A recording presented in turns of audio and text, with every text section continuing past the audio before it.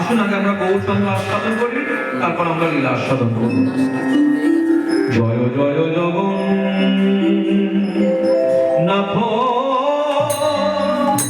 নিতাই গৌর হরি বল হরি বল।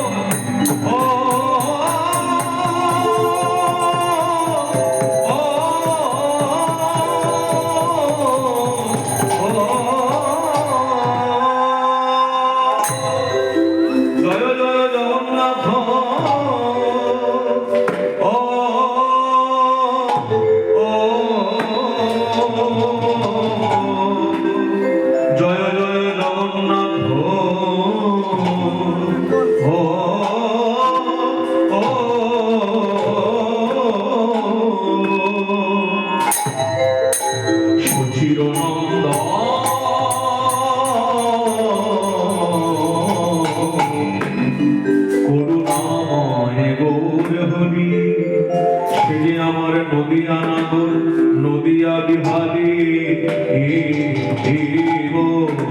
জয় জয় জয় জয় জগন্নাথ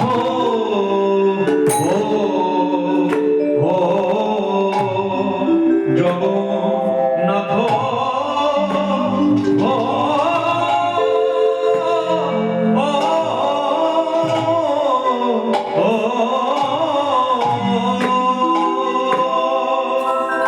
জয় জয় জগন্নাথ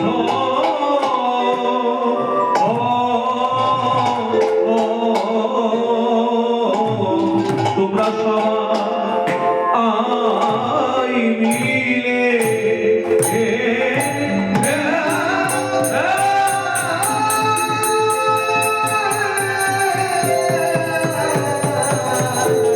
সবাই মিলে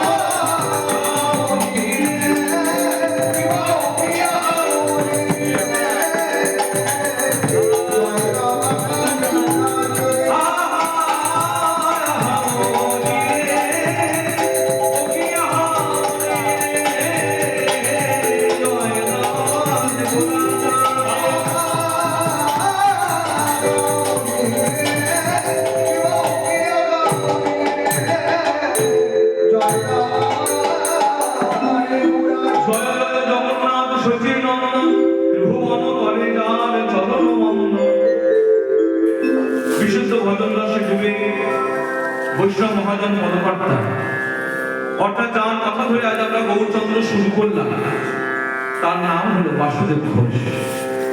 এই বাসুদেব ঘোষের গৌর পার্ষদ, যেমন অনন্তাচার্য ঠাকুর মহাশয় গৌর পার্ষদ, ঠিক তেমন এই বাসুদেব ঘোষ, যার শ্রীপাঠ পূর্ব বর্ধমান জেলার কুলাই পাঠ, পরবর্তী সময় তিনি এসেছিলেন মেদিনীপুর জেলা তাম্রলিপ্ত, মানে যাকে আমরা বলি তমলিপ্ত, মা বর্ধমান মন্দিরের একটু আগে, যাই হোক অনতি দূরে সেই বাসুদেব ঘোষ, যিনি মহাপ্রভুকে কীর্তন শোনালেন, যিনি মহাপ্রভুর সেবা করলেন, যিনি মহাপ্রভুর সঙ্গ পেয়ে সংঘর্ষকে ধন্য হল, সেই বাসুদেব ঘোষ একবার তাকিয়ে দেখলেন কলিহত জীবের দিকে, এবং কলিহত জীবের দিকে তাকিয়ে তিনি যা বুঝলেন, কলিহত জীবের খুব মলিন অবস্থা।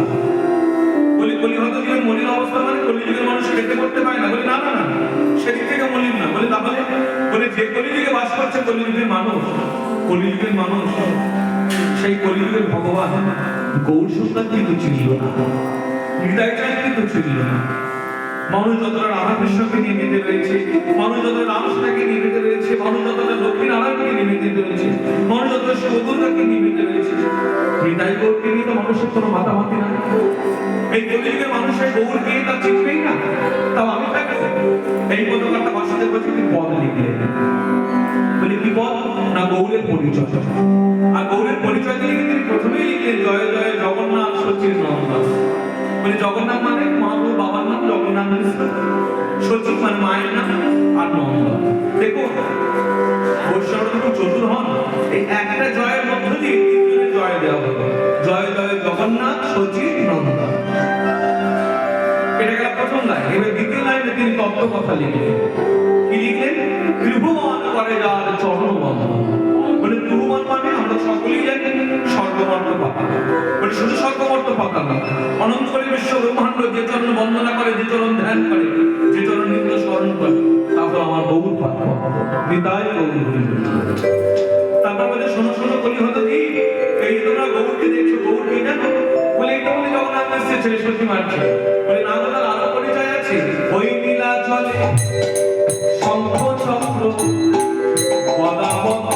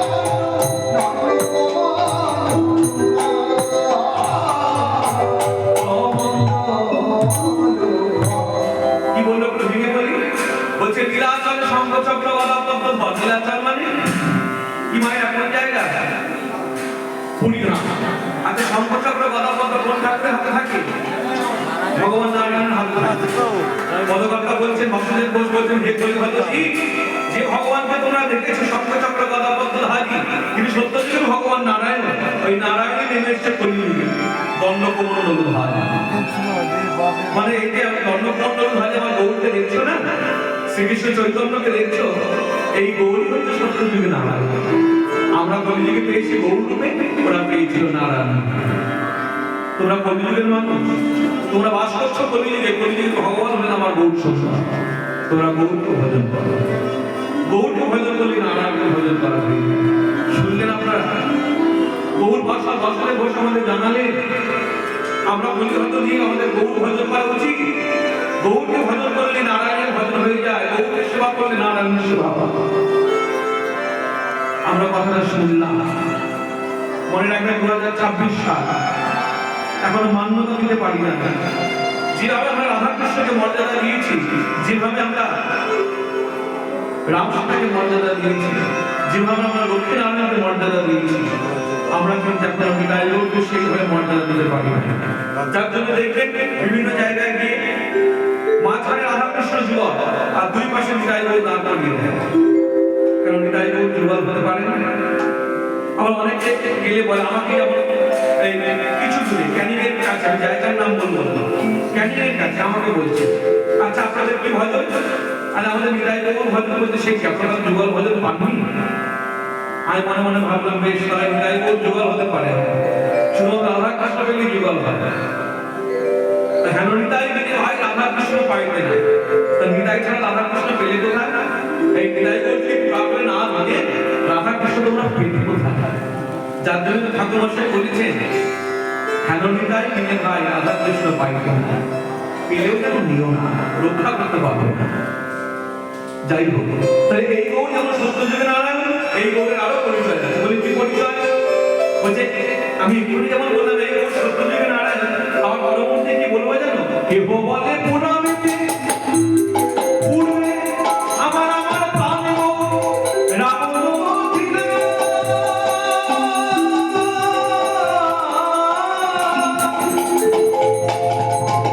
পলকের বৈভবে লীলা প্রকাশ করিলা। হরি হরি বল।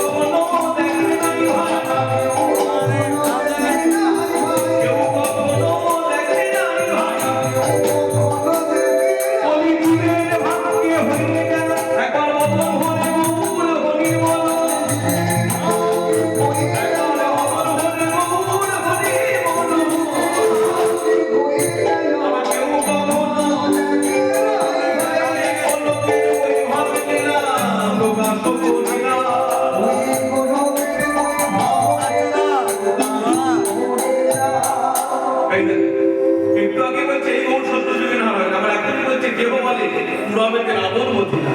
তাহলে রাবণকে বধ করেছিল কোন ভগবান? ভগবান শ্রী রামচন্দ্র। তাহলে এই গৌর যেমন সত্যযুগে নারায়ণ, এই গৌর ত্রেতাযুগে শ্রী রামচন্দ্র। বুঝতে পারছেন আমরা কত ভাগ্যবান, কত ভাগ্যবতী, যার জন্য আমরা কলিযুগে জন্ম পেয়েছি। মহাবীর শাস্ত্র ভাবে জানা যায়, তথ্য নিয়ে ঘাটাঘাটি করলে জানা যায় যে কলিযুগে আমরা বাস করছি, এটা 28 নম্বর কলিযুগ। এর আগে 27টা কলিযুগ হয়ে গেছে, কিন্তু মনে রাখবেন এই যুগকে একটু বিশেষ আখ্যা দেওয়া হয়েছে। এই যে কলিযুগে আমরা বাস করছি, এটা কি কলিযুগ মা? আমার কথা পরিষ্কার বুঝতে পারছেন তো? এটা কি কলিযুগ? হ্যাঁ, বাহ, খুব ভালো লাগে। গোলকলি গোলকলি এই দেখুন সংবাদ বলছে ঘোরকলি। কেন ঘোরকলি হবে না? চারিদিকে দুর্ঘটনা, টলমল অবস্থা, ঘোরকলি তো হবেই। আর মনে রাখবেন, আপনি যখন কোনো মঠে মন্দিরে আসবেন, শুধু মঠে মন্দিরে এলে হবে না, সাধুদের ছত্রছায়া থাকতে হবে। তাদেরকে জিজ্ঞেস করতে হবে কি কলিযুগ। তখন সাধুগণ, বৈষ্ণবগণ, শ্রী গুরুদেব আপনাকে জানাতে বলবেন ঘোরকলি নয়, ঘোরকলি নয়, ঘোরকলি কলিযুগ। কেন ঘোরকলি কলিযুগ? এই কলিযুগে তো অনেক দোষ, সর্বদোষের আগে হচ্ছে এই কলিযুগ। তাহলে ধন্য হলো কেন? আমার মহাপ্রভু এলেন। কিন্তু খুব দুঃখের বিষয়, সেই মহাপ্রভুকে আজ আমরা চিনলাম না। আজ বহু লোকের প্রশ্ন, আচ্ছা নারায়ণ যেমন সত্যযুগের ভগবান, ত্রেতাযুগে যেমন রামচন্দ্র ভগবান, তারপরে যেমন কৃষ্ণ বলরাম ভগবান, আচ্ছা কলিযুগে যেমন গৌতম ভগবান? উত্তর দেবে কে? এই কথাটি জানতে আজ থেকে 540 বছর আগে এই যে যখন দেখবেন ঠাকুরের আরতি হয়, আমরা বলি না আরতি করেন নরহরি, এই নরহরি সরকার ঠাকুর মহাশয় যিনি বৃন্দাবনে ছিলেন মধুমতি সখী, সেই নরহরি সরকার ঠাকুর মহাশয় আমাকে আপনাকে জানাতে লিখলেন, রসে তরু ধর ধর, রসে তরু ধর ধর, আমার গৌর কিশোর মন, এবে নাম শ্রীকৃষ্ণ চৈতন্য, ভগবান শ্রীকৃষ্ণ চৈতন্য। হরি হরি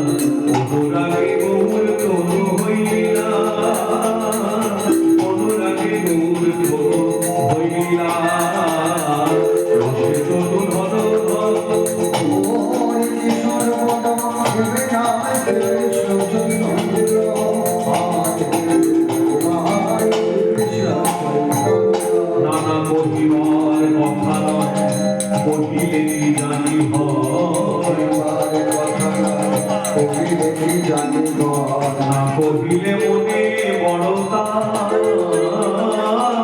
শীতে অনুমান করি গৌরাঙ্গনে গাই হরি,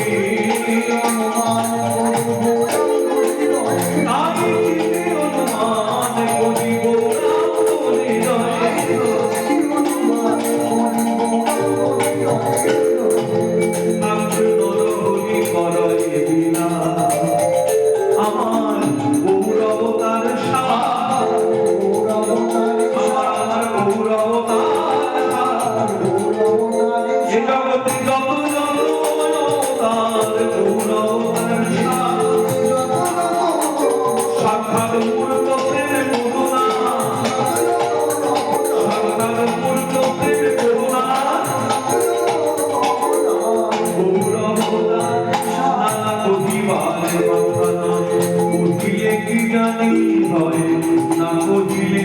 মনে বড়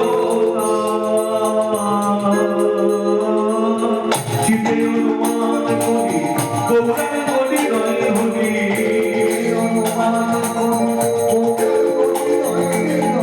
নরহরি করয় বিনা ভগবান শ্রীকৃষ্ণ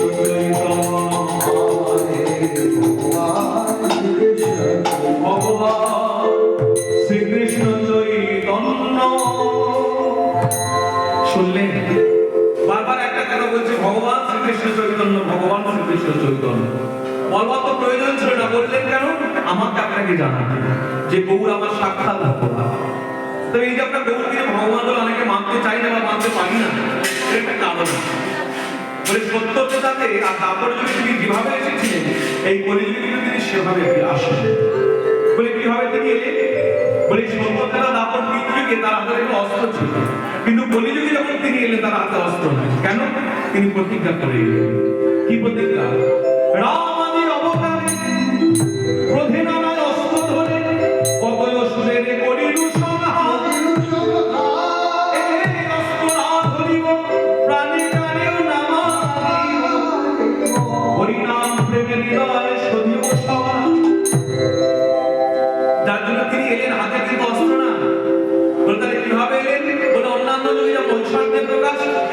যে মাধুর্যের প্রকাশ। ভাবটা কিরকম? শ্রীরাধার ভাবে বহুল অবতার,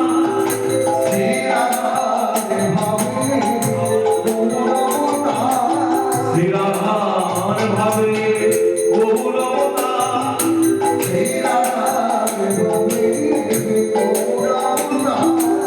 মহামন্ত্র হরিনাম গৌর করিলেন প্রচার,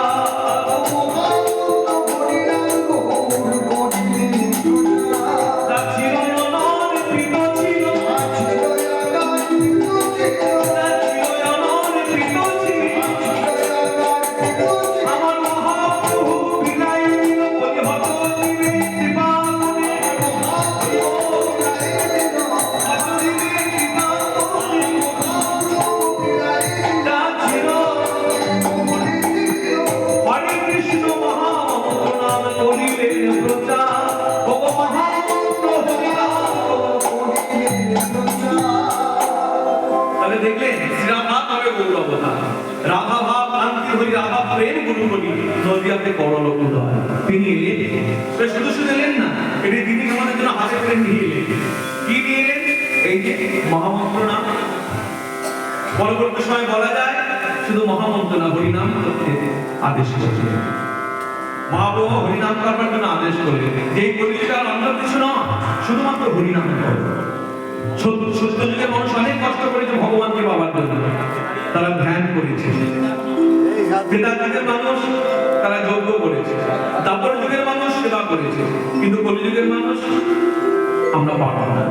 যার জন্য মহাপ্রভু জেনে বুঝি বললেন, হরির নাম করো, করো না সেবা, না সেবা, না সেবা গতির অন্যথা। হরির নাম করো, করো না সেবা, না সেবা, গতির অন্যথা। হরির নাম করো, করো না সেবা, না সেবা, না সেবা গতির অন্যথা।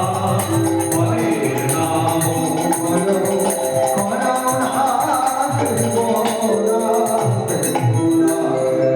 গতির অন্যথা। অবশ্যই হ্যাঁ তাই ভক্ত তাপরে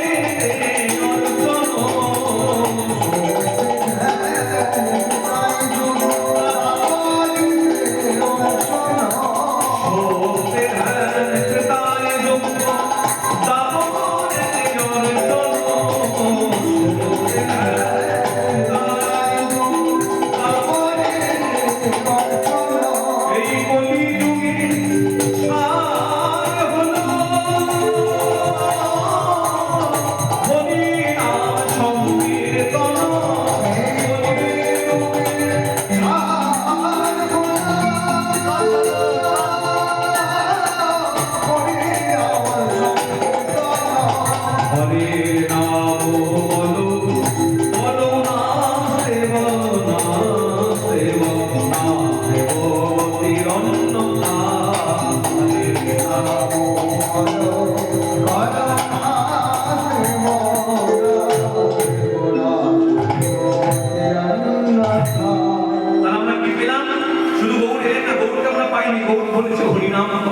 এই কলিযুগে সবকিছু আছে, করবার প্রয়োজন ক্ষেত্রে কিছু বলে, কিন্তু মুখ্য হলো হরিনাম। হরিনাম ছাড়া আমাদের গতি নেই। তাহলে আমরা কি পেলাম? এই গৌর যেমন সত্য যুগে নারায়ণ, এই গৌর ত্রেতা যুগে রাম, আর এই গৌর কি গো মায়েরা? এই গৌর কে? মায়েরা কথা বলে না কেন? এই গৌর সত্যনারায়ণ, এই গৌর ত্রেতা রাম, এই গৌর তারপরে বেশ আমি একটু সুরতালয় ছন্দ করি। হ্যাঁ, এসেছে ব্রজের বাঁকা কালো সকালে আয়, তোদের এই নদীনায়, তোদের এই নদীনায়। হরি হরি বল। ব্রজের বাঁকা কালো সকালে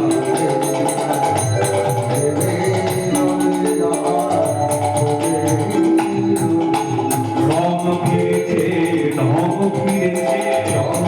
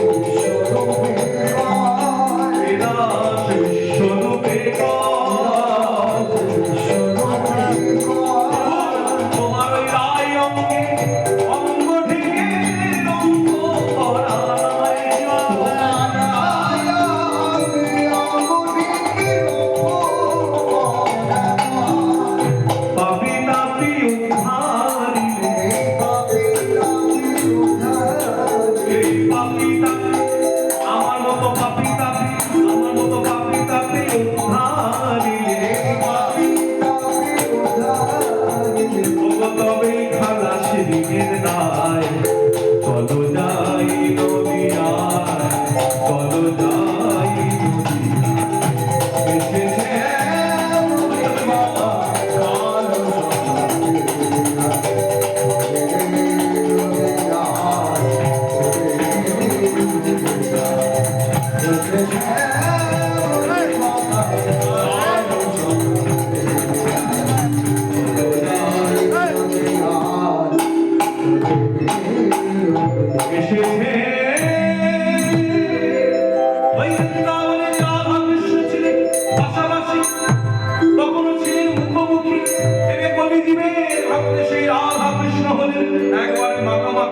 আমার গৌরী কিশোর স্থিরাভারে ভাবে আমার গৌরবতার হরে কৃষ্ণ মহামন্ত্র নাম করিলেন প্রচার হরি হরি বল স্থিরাভারে ভাবে গৌরবতার হরে কৃষ্ণ মহামন্ত্র নাম করিলেন প্রচার এবার বাসুদেব ঘোষ করে হরিজন এবার বাসুদেব ঘোষ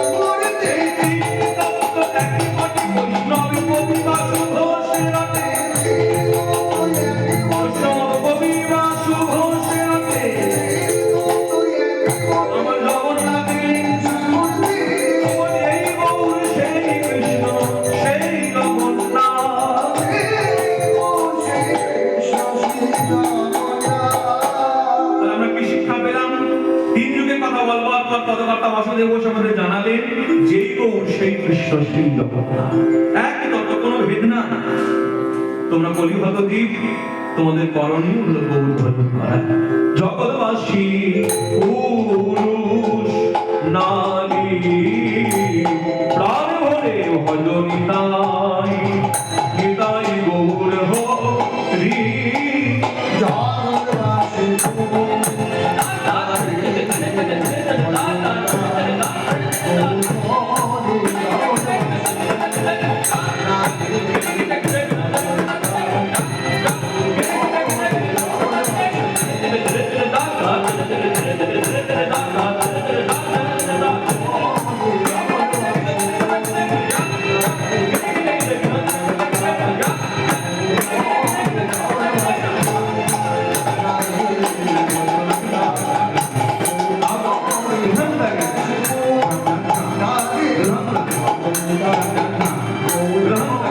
জগৎবাসী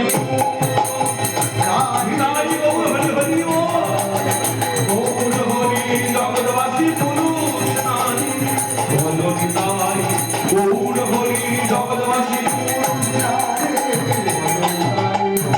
বাসুদেব ঘোষ কহে কলিজোর হাত যেই গৌর সেই কৃষ্ণ সেই জগন্নাথ এই তত্ত্বকে মর্যাদা দিয়ে যে লীলা আমরা আস্বাদন করবো আমরা সকলেই জানি এর আগে আমরা বললাম সরব গোস্বামীর একবার শেষ গোস্বামী পাঠ জয়রূপ সনাতন ভট্ট রঘুনাথ শ্রীজীব গোপাল ভট্ট দাস রঘুনাথ এই দাস রঘুনাথের জীবনী কথা এখন আমরা আস্বাদন করবো আস্বাদন করতে গেলে আমাদের মনটা এক জায়গায় বাঁধতে হবে মনটা তো বড় চঞ্চল আসলে আমরা সকলে মিলে হাতে তালি দিয়ে সকলে গাই আগামী দুবার গাইবো তারপর আপনারা গাইবো নিত্যানন্দ নিত্যানন্দ নিত্যানন্দ গৌর ভজ গৌর ভজ গৌর গুণধাম নিত্যানন্দ নিত্যানন্দ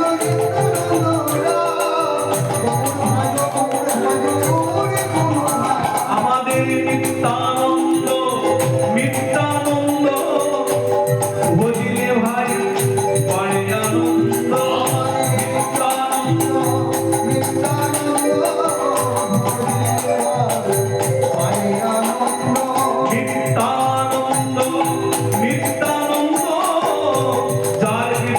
ভাই গৌর পদদন্ত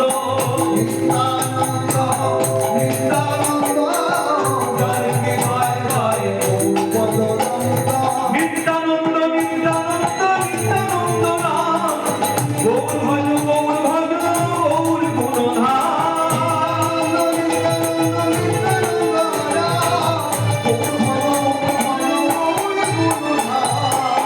সকলে বলছেন তো এই বাবা একটু আস্তে আস্তে বাজাতে দেখি সবাই কিরকম বলছে একটু শুনি এবার আপনারা একটু বলুন নিত্যানন্দ নিত্যানন্দ নিত্যানন্দ গৌর ভজ গৌর ভজ গৌর গুণধাম নিত্যানন্দ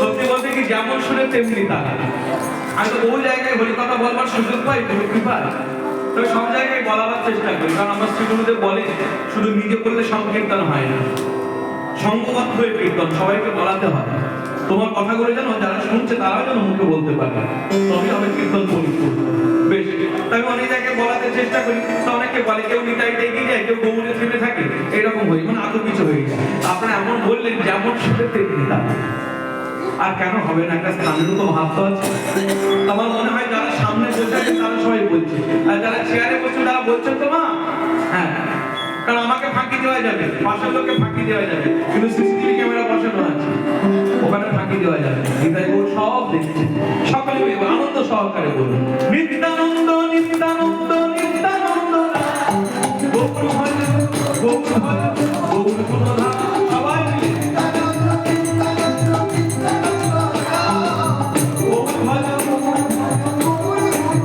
আমাদের নিত্যানন্দ নিত্যানন্দ যার কৃপা হলে মিলে গৌরাঙ্গ নিত্যানন্দ নিত্যানন্দ যার কৃপা হলে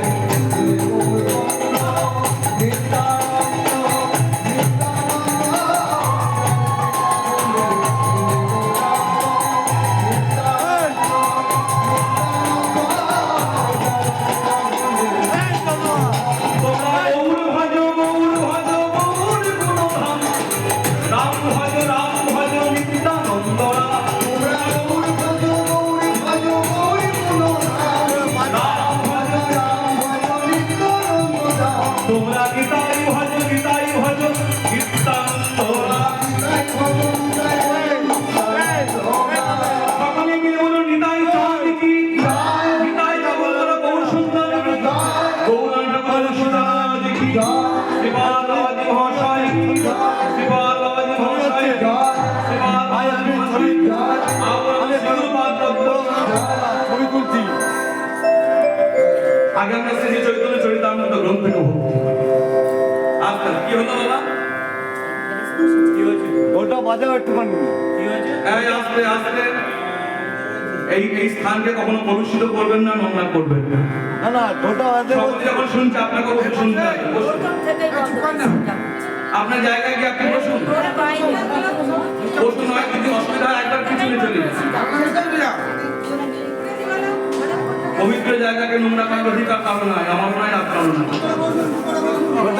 মর্যাদা দিলাম একবার দ্বিতীয়বার বলবো না ঠিক আছে বসুন ভদ্র ভাষায় বললাম বসুন যদি ভালো না লাগে পিছনে গিয়ে বসুন রূপী রঘুনাথ পদে রঘুমরয়াস শ্রী চৈতন্য চরিতামৃতে কহে বিশ্বদাস তাহলে আমরা প্রথমে একটু বন্ধনটা বলি তাহলে বুঝতে সুবিধা হবে কার কথা আমরা শুনবো জয় রূপ সনাতন ভট্ট রঘুনাথ জয় রূপ সনাতন ভট্ট রঘুনাথ জয় রূপ সনাতন ভট্ট রঘুনাথ জয় রূপ সনাতন ভট্ট রঘুনাথ শ্রী গোপাল ভট্ট দাস রঘুনাথ শ্রী গোপাল ভট্ট দাস রঘুনাথ ও শ্রী গোপাল ভট্ট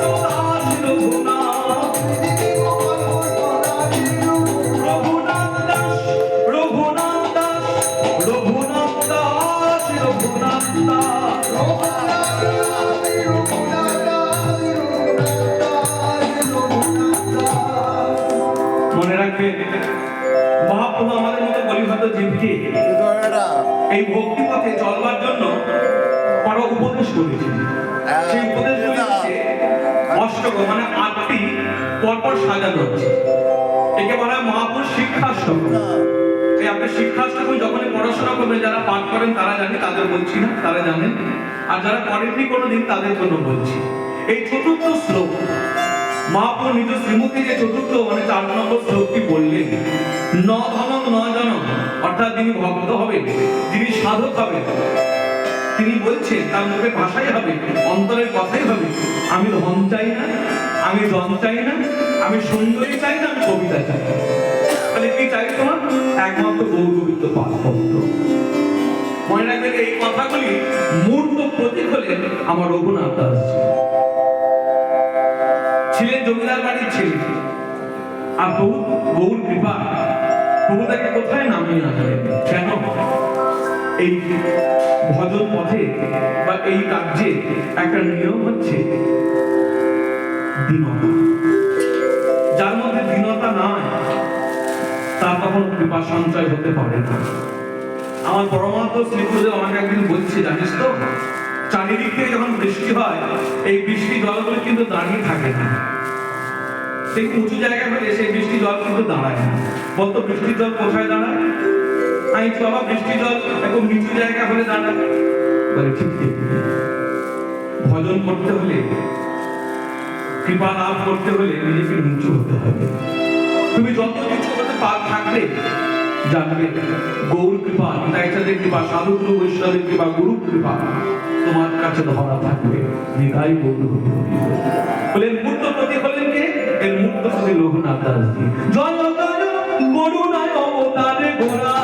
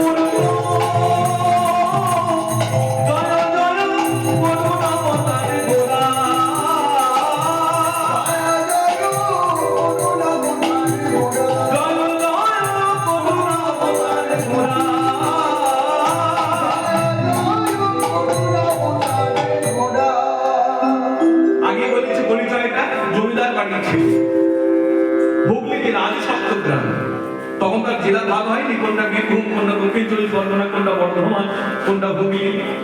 পরবর্তী সময় এগুলো ভাগ হয়েছে।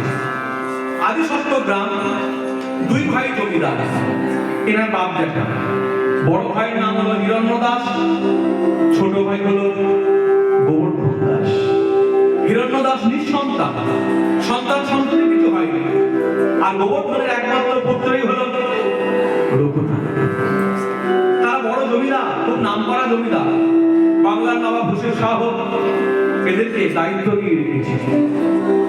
জমিদার হলো সাধারণ মানুষ আর নবাবের মাঝখানের লোক। তখন তো মুসলমান শাসিত রাজ্য। যাই হোক, এই জমিদার কথা বলতে গিয়ে একটা কথা আমরা বলি, জমিদার কাকে বলে? কি মায়েরা, জমিদার কাকে বলে? কাকে বলে জমিদার? হ্যাঁ, অনেক ধন সম্পদ। বেশ, এটা তো অনেক অনেক রকম কথা বলে, আমি একটু ছোট্ট করে বলি। জমিদারে তেল ফুরিয়ে যায় কিন্তু তেজ ফুরবে না। কি বললাম? জমিদারে তেল ফুরিয়ে যায় কিন্তু তেজ ফুরবে না। তাই ইনি কোন বাড়ির জমিদার একটু বলি, যার জন্য কথাটা টেনে আনলাম। শ্রী শ্রী চৈতন্য চরিতামৃত গ্রন্থ পড়াশোনা করলে দেখা যাচ্ছে এই রঘুনাথ দাস যেই বাড়ির ছেলে, মানে বাগদাদের যে জমিদার, এদের বছরে আয় হলো 12 লক্ষ টাকা। এক বছরে আয় 12 লক্ষ টাকা, তাহলে মাসে কত হলো? 1 লক্ষ। তাহলে হিসাব করুন, আজ থেকে 550 বছর আগে এক মাসে 1 লক্ষ টাকা আয়, মানে সেই বাড়িটা কিরকম হতে পারে? জমিদার বাড়িটা, সেই বাড়ির সেই বংশের একমাত্র প্রদীপ হতো এই রঘুনাথ দাস। একদিন বড় ভাই হিরণ্য দাস ছোট ভাই গোবর্ধনকে ডেকে ডেকে বলছে, গোবর্ধন, হ্যাঁ দাদা, কিছুদিন ধরে আমার মনে একটা খুব মানে কথা জাগছে তোমাকে বলবার জন্য। দাদা, নিঃসংকোচ বলবো, অনুমতি দিলে তো? দিলাম দাদা, বলবো। আপনি আজ্ঞা করুন আমাকে। না না, আজ্ঞা টাকা কিছু না। তোমার একমাত্র পুত্র রঘুনাথ, আমার তো কোনো সন্তান আদি হলো না। আমার এক সময় ইচ্ছা করে ওকেই যেন আমি বুক দিয়ে আঁকড়ে রাখি, ওকেই যেন আমি নিজের সন্তানের মতো লালন পালন করে তুলি। দাদা, কি বলছেন আপনি? আমি তো নিজে নিজে একবারও মনে মনে ভাবি না রঘুনাথ আমার একার ছেলে, ও তো আপনারও ছেলে, ও তো আপনারও ভাগ আছে। মুখের কথা সব হয় না। তুমি আজ থেকে আমাকে কথা দাও, ওই ছিল আমারও ছেলে। দাদা, আপনি যখন মুখ ফুটে কথাটা বললেন, রঘুনাথের প্রতি আপনার যা স্নেহ, যা ভালোবাসা, যা মমতা, যা মায়া, আমি দেখেই বুঝেছিলাম। বেশ, আপনি যখন এইভাবে কথা দিতে বলছেন, আমি কথা দিলাম। ওই ছেলের দায়ভার আর আমার রইল না, আমি ওই ছেলেকে আপনার হাতে তুলে দিলাম। গোবর্ধন, হ্যাঁ দাদা, ওই ছেলের দায়িত্ব আপনার। বেশ, কথা দিলে তো? কথা দিলাম। তাহলে একটা কথা বলি শোনো, আমার ইচ্ছা যেন মনে প্রাণে ওই ছেলে যখন আস্তে আস্তে বড় হচ্ছে, আমার মনে প্রাণে ইচ্ছা আমরা যে জমিদার দুই ভাই, আমাদের থেকে বড় জমিদার তৈরি করবো। কিন্তু আমার থেকে যদি বড় জমিদার তৈরি করতে হয়, ওকে তো এই বয়স থেকে পড়াশোনা করতে হবে, পাঠশালায় যেতে হবে, অঙ্কশাস্ত্র ভালো করে জানতে হবে। তা ছেলে আমার গেল কোথায়? রঘুনাথ, হ্যাঁ কি আছিস বাবা? একটা রঘুনাথ কোথায় গেল? এই খুঁজতে খুঁজতে দেখা গেল রঘুনাথ মাঠের মধ্যে ধুলো খেলা খেলছিল। একদম গুলি করে ধরে নিয়ে এসেছে। জ্যাঠামশাই, আপনি ডাকছেন? হ্যাঁ বাবা, রঘুনাথ কোথায় ছিলে এতক্ষণ? আমি ওই যে মাঠের মধ্যে ধুলো খেলা খেলছিলাম। ঠিকই বলেছ, এই বয়স তো ধুলো খেলারই বয়স। কিন্তু জানো রঘুনাথ, আমার এই বাপ জায়গা, তোমার এই বাপ জায়গার কি ইচ্ছা? আমরা আমাদের থেকে বড় জমিদার তোমাকে তৈরি করবো। শোনো বাবা রঘুনাথ, আমাদের থেকে বড় জমিদার হতে গেলে, এই জমিদারকে রক্ষা করতে গেলে শুধু খেলা করলে হবে না বাবা, পাঠশালায় যেতে হবে, পণ্ডিত মশাইয়ের কাছে যেতে হবে। তুই আজ থেকে এই হাত মুখ ধুয়ে পাঠশালায় যাবে। কি আছিস রে? জমিদার বাবু, এই আমার রঘুনাথকে নিয়ে যা পণ্ডিত মশাইয়ের কাছে, পাঠশালায় নিয়ে যা। পাঠশালায় গিয়ে পণ্ডিত মশাইকে বলিস যে বড় ও পাঠিয়েছে, আর এও বলে দিস রঘুনাথকে অন্যান্য কি স্বাস্থ্য শিক্ষা দিল না দিল আমাদের জানার দরকার না, ওকে যেন অঙ্ক শাস্ত্রটা ভালো করে শিখিয়ে দেয়। অঙ্ক শাস্ত্র যদি কারো জীবনে জানা থাকে, তাকে আর হিসেব থেকে সেটা কোনোদিন ঠকাতে পারবে না। নিয়ে যা এই ছোট্ট পাঠশালায়। মনে রাখবে, এই জীবনটা যার ত্যাগের মধ্যে গড়া, ত্যাগের মধ্যে যে দীক্ষিত তাকে ওই পাঠশালায় নিয়ে যায় কতদিন? একদিন, 2 দিন, 3 দিন, এই 4 দিনের দিন রঘুনাথ পাঠশালায় যাচ্ছিল। পাঠশালায় যেতে যেতে পথে শুনতে পেল কিছু লোক তার উল্টো দিকে পথে ছুটছে। মানে রঘুনাথ যেই পথে পাঠশালায় যাচ্ছে, কিছু লোক তার উল্টো দিকে যাচ্ছে। তারা বলতে বলতে যাচ্ছে, ও তাড়াতাড়ি চলো গো, নইলে সাধুকে দেখতে পাবো না। আমাদের পাশের গ্রাম চাঁদপুর গ্রাম, মানে আমাদের গ্রামের নাম চাঁদপুর গ্রাম। এই পাশের গ্রাম চাঁদপুরে বলরাম আচার্যের ঘরে এক সাধু এসেছে, তার নাম নাকি নামাচার্য হরিদাস। এই কিছুদিন আগে নাকি বনগাঁ দিনাজপুরের জঙ্গলে এক গণিকা লক্ষ্মীরাকে নাকি তিনি উদ্ধার করেছেন। কত শত বসন্তি মদতী মাতা তাদেরকে হরিনামে মাতিয়েছে। তাকে কি আমরা একবার দেখি? রঘুনাথ মনে মনে ভাবলো, সাধু, ওরা সাধু দেখতে যাচ্ছে, তা ওরা যদি সাধু দেখতে যেতে পারে, আমি তোদের সঙ্গে একবার যেতে পারি না সাধুকে দেখতে? কিন্তু পাঠশালা না, পাঠশালা না আগামীকাল যাবো। হ্যাঁ, ওই লোকগুলোর পেছনে পেছনে ছুটলো কি না সাধুকে একবার দেখবে বললাম আচার্যের বাড়িতে হরিদাস ঠাকুর এসেছে। এই রঘুনাথ তাদের সঙ্গে ছুটলো। আর জমিদার বাড়ির ছেলে পরিচয় আছে, জমিদারের ছেলে। এই সবাই কি করে তাড়াতাড়ি করে সামনে এগিয়ে দিল। আর সামনে যখনই এগিয়ে গেছে রঘুনাথ এই পুরো কোন সাধু মহাত্মাকে দেখছে, অবলোক নয়। মনে মনে ভাবছে বাহ কি সুন্দর দেখতে গো, এত সুন্দর মানুষ আমার পৃথিবীতে হয়। নয়নে জল গড়িয়ে গড়িয়ে পড়ছে, ক্ষীণ কোটি উন্নত বক্ষ, হরিনামের মালা হাতে, গা থেকে যেন জ্যোতি জ্যোতি ধরে পড়ছে, যেমনি লম্বায় তেমনি পাশে। এই দাঁড়িয়ে দাঁড়িয়ে দেখছি। ইতিমধ্যে গ্রামের একজন লোক হরিদাস ঠাকুরকে বললেন, ঠাকুর আমরা শুনেছি এই কিছুদিন আগে নাকি বনগার বেনাপোলের জঙ্গলে আপনি এক বিশ্বাসকে উদ্ধার করেছেন, আপনি কি কত শত বাসনটিকে হরিনামে মাতিয়েছেন। তা আমরা সংসারী জীব, সংসারে মায়াবদ্ধ জীব, আমরা কি সংসারে আবদ্ধ থেকে কৃষ্ণ পেতে পারি না ঠাকুর? আমরা কি কৃষ্ণ পাবো না? হরিদাস ঠাকুর এই কথা শুনবার পর সবার থেকে একবার প্রেম নেত্রে তাকালেন, তাকিয়ে বললেন, কে বলেছে সংসারে আবদ্ধ থেকে কৃষ্ণ পাওয়া যায় না? ঠাকুর আপনি বলছেন সংসারে থেকে কৃষ্ণ পাওয়া যায়? সংসারে আবদ্ধ জীব, সংসারে থেকেও কৃষ্ণ পাওয়া যায়। তাহলে কি করতে হবে ঠাকুর আমাদের? সংসারে থেকে যদি কেউ মনে করে কৃষ্ণ পেতে চায়, কৃষ্ণ পেতে স্বাদ আছে অন্তরে, তার একটাই কাজ, একটাই করণীয়, জপ কৃষ্ণ, কহ কৃষ্ণ, লভ কৃষ্ণ নাম। জপ কৃষ্ণ, কহ কৃষ্ণ, লভ কৃষ্ণ নাম। জপ কৃষ্ণ, কহ কৃষ্ণ, কৃষ্ণ ছাড়া আমার জীবনে ও গো, কৃষ্ণ ছাড়া আমার জীবনে আমি নাকি জানি। জপ কৃষ্ণ, কহ কৃষ্ণ, লভ কৃষ্ণ নাম। জপ কৃষ্ণ, কহ কৃষ্ণ। আচ্ছা ঠাকুর আমরা সংসারে থেকে যদি কৃষ্ণ নাম জপ করি, কৃষ্ণ নামকে আশ্রয় করি, এটা কখন করবো, কিভাবে করবো? হরিদাস ঠাকুর বললেন, সংসারে আবদ্ধ জীব সংসারে কর্ম করতে করতে কৃষ্ণের পাদ পদ্মে মন রাখবে, মুখে রাখবে না যথা থাকি সদা দেখি সকল কৃষ্ণ কৃষ্ণ যথা থাকি সদা দেখি, যথা থাকি সদাই দেখি, যথা থাকি সদা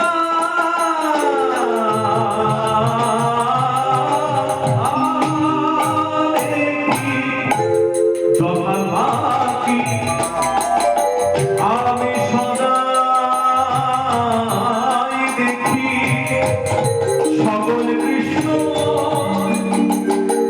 কৃষ্ণ কৃষ্ণ জ্ঞানে কৃষ্ণ জ্ঞানে কৃষ্ণ ও ধ্যানে কৃষ্ণ জ্ঞানে আমার তনু মন রয়। জপ কৃষ্ণ, কহ কৃষ্ণ, লভ কৃষ্ণ নাম। জপ কৃষ্ণ, কহ কৃষ্ণ, হরে কৃষ্ণ, হরে কৃষ্ণ, কৃষ্ণ কৃষ্ণ, হরে হরে, হরে রাম, রাম রাম, হরে হরে, হরে হরি হরি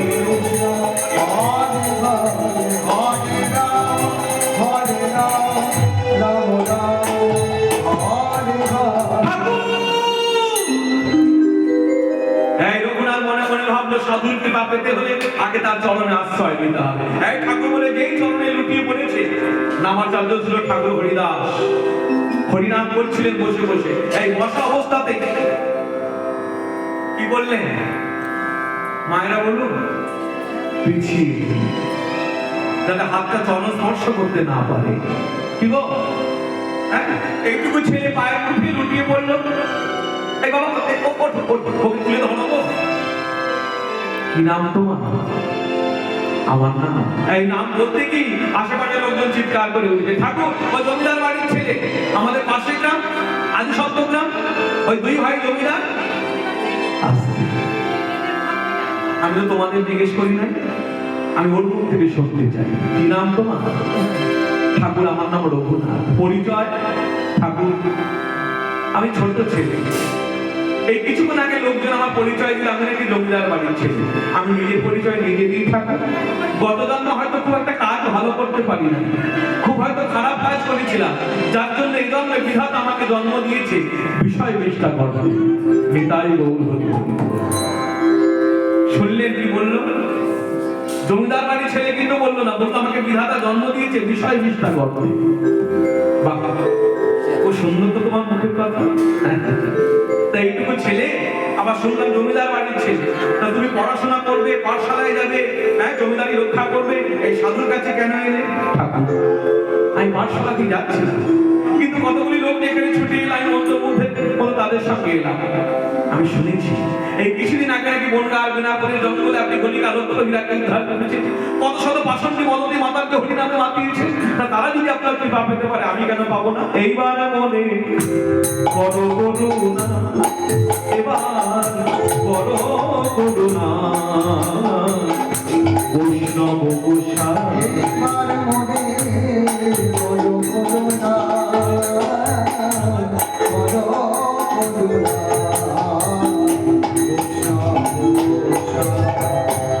তুমি এইবার আমার কৃপা করো, এইবার আমায় কৃপা করো, তুমি এইবার আমার কৃপা করো। এইবার আমায় কৃপা করো। আমি শুনেছি তুমি দয়াতে বড় মনিকা লক্ষ্য হীরায় উদ্ধারী।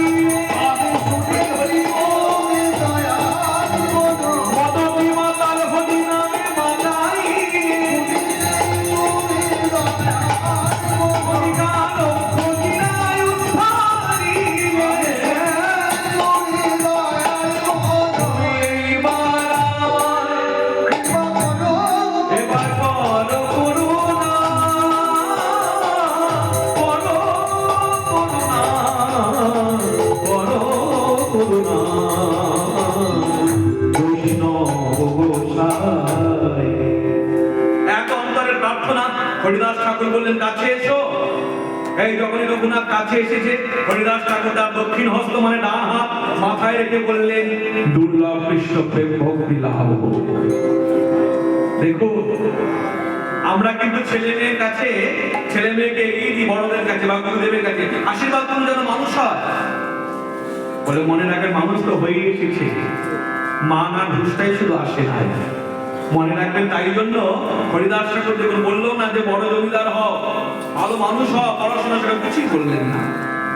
হরিদাস ঠাকুর জানতেন তিনি ত্রিকালদর্শী, এই ছেলে কি হতে পারে, যার জন্য মাথায় হাত দিয়ে রেখে বললেন দুর্লভ কৃষ্ণ প্রেম ভক্তি লাভ। এই যখনই আশীর্বাদ পেয়ে গেছে, এই ঘরের ছেলে ঘরে ফিরে এলো। বই খাতা রইল পরে রাস্তা, এই ঘরের ছেলে ঘরে ফিরে এসে ওই যে ঘরের ভিতর ঢুকে দরজাটা বন্ধ করলো আর দরজা খুলে। কত টাকা লাগে, কত হাঁকাকে, রঘুনাথ দরজা খোলো, ঘরের মধ্যে দরজা বন্ধ করলি কেন বাবা? কার কথা? যখনই কেউ ঘরের কাছে আসে শুনতে পায় দরজায় কান দিয়ে, রঘুনাথ ঘরের মধ্যে চিৎকার করে করে কেঁদে কেঁদে বলে কই কৃষ্ণ, কোথায় কৃষ্ণ, আমি কৃষ্ণ পেলাম না, কই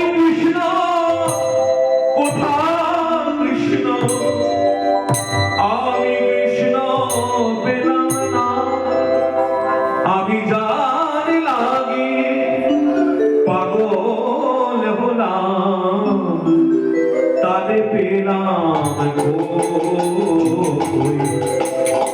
তারে পেলাম কই আমি, বলো তারে পেলাম কই আমি, যারে লাগি পাগল হলাম, তারে পেলাম কই আমি, তারে পেলাম কই না, না আমি তারে পেলাম না, পেলাম না,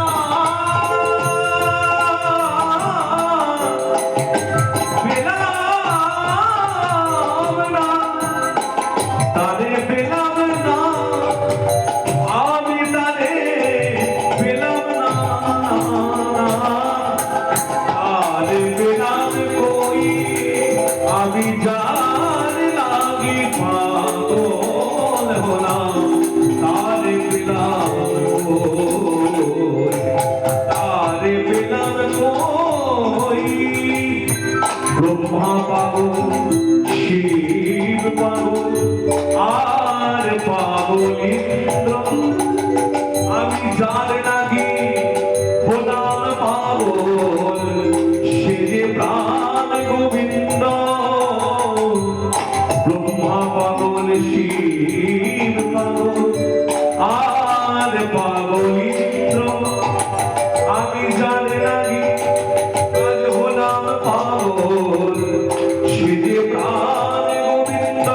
না আমি তারে পেলাম না, পেলাম না,